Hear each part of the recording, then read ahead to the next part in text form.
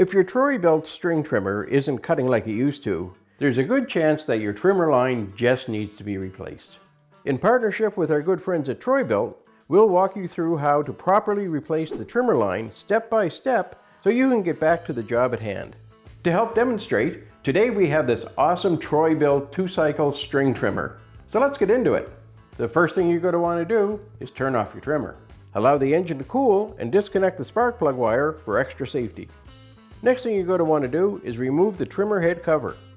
For the Troy-Bilt trimmer that we have here today, you're just going to want to unscrew the bump feed knob by turning it counterclockwise. This will give you access to the trimmer line.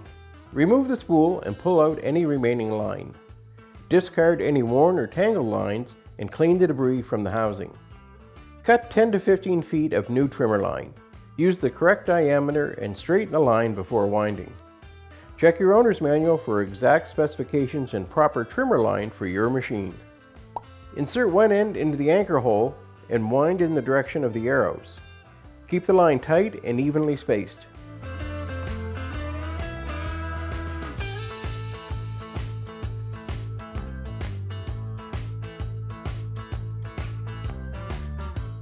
Place the spool back into the head and feed the line through the eyelets. Once installed, ensure the spool sits properly and rotates freely. Again, this step depends on the type of trimmer head that you have.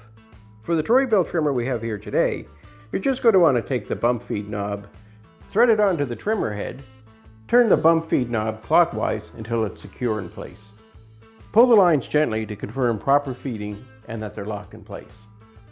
Reconnect the spark plug wire and start the trimmer. Tap the head to ensure that the line feeds correctly. And there you go. Thanks so much for watching. Replacing the trimmer line is one of the simplest ways to keep your trimmer working properly. Thanks again to the good folks at Troy-Bilt for sponsoring this video. Take care and we'll see you next time.